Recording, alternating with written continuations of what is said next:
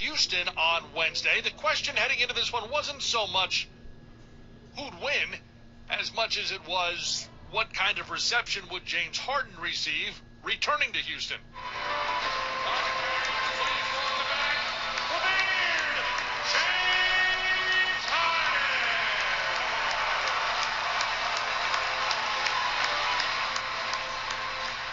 Sentimental moment for James Harden. And you could hear the smattering of applause amongst the some 3,900 fans here. Mixed reaction, some boos being heard every time Harden touched the ball early on. He would settle in and had a James Harden night. And Jordan clears for the Nets. Tempo picking up a little bit. Harden with the hezzy. Spins into the paint. Euro steps. That was vintage James Harden. In the end, the Nets would be on top, and the Rockets' futility would continue.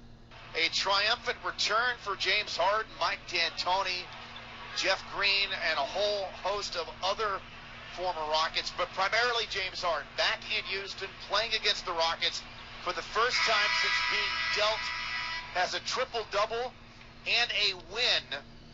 The Nets with the victory, improving to 24-13 on the year, and unfortunately for the Rockets, dropped to 11-23 on the season with their 13th loss in a row.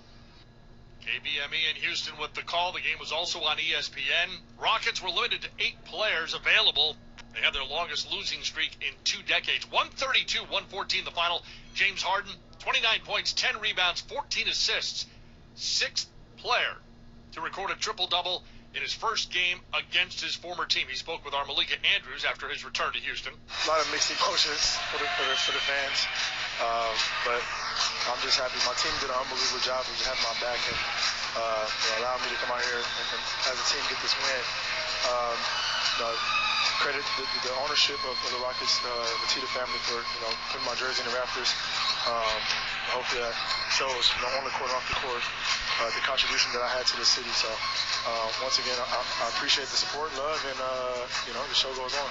Absolutely. And on the court tonight, you became just the 6th player to have a triple-double in their first game against their former team. I know you're going to focus on the 8 turnovers, but what is it about these rims? What is it about these rims that allows you to play like that? Familiarity, just comfortable with it.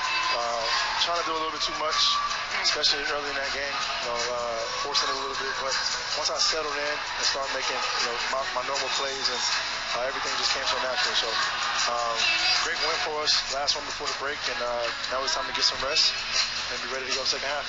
So are you going to be shooting Kevin Durant a text with a pitch of why he should be drafting you to his All-Star team? KD knows what's up. KD knows what's up. Oh, he knows. James Harden gets the win with the Nets in his return to Houston. John Wall for Houston, season-high 36 points and 5 assists.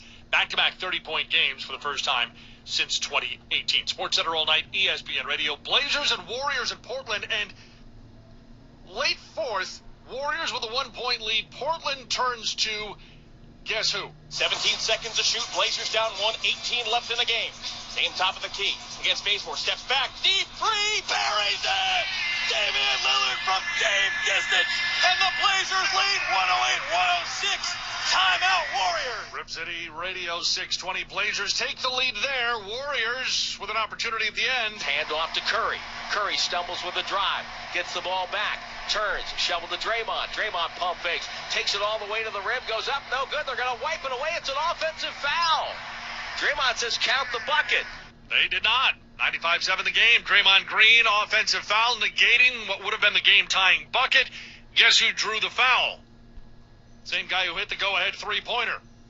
Damian Lillard. I think tonight was just another one of those situations. I hadn't been shooting the ball well all night.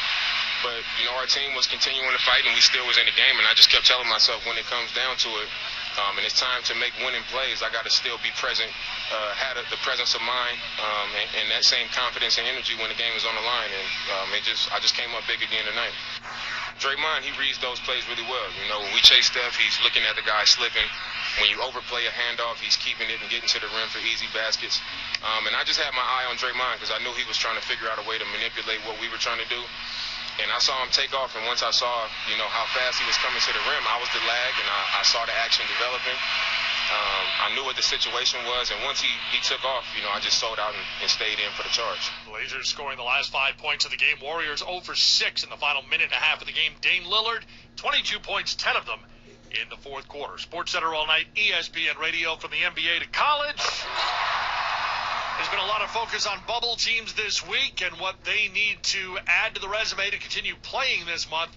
But this week has also brought with it a spotlight on 14th ranked Creighton. Wednesday, they were on the road at number 10 Villanova. Villanova has won an outright Big East regular season title tonight for the 7th time in the last 8 seasons. 610 ESPN, Villanova 72-60 with the win over Creighton, clinching, yes, the regular season title in the Big East for the 7th time in 8 years. But while Villanova gets the win, the conference crown, it's Creighton that folks have been talking about. Specifically, Coach Greg McDermott said he made an awful mistake for language last weekend that caused pain to his players who, quote, look to me as mentor and as a leader.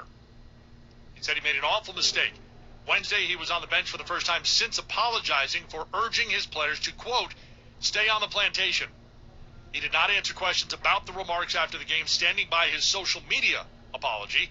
But on Creighton's pregame show, he said he had offered to resign. Coach said he also had a long meeting with players and said he saw pain in their faces and hoped one mistake doesn't define you. ESPN analyst Seth Greenberg. Personally, I think he probably should have been suspended.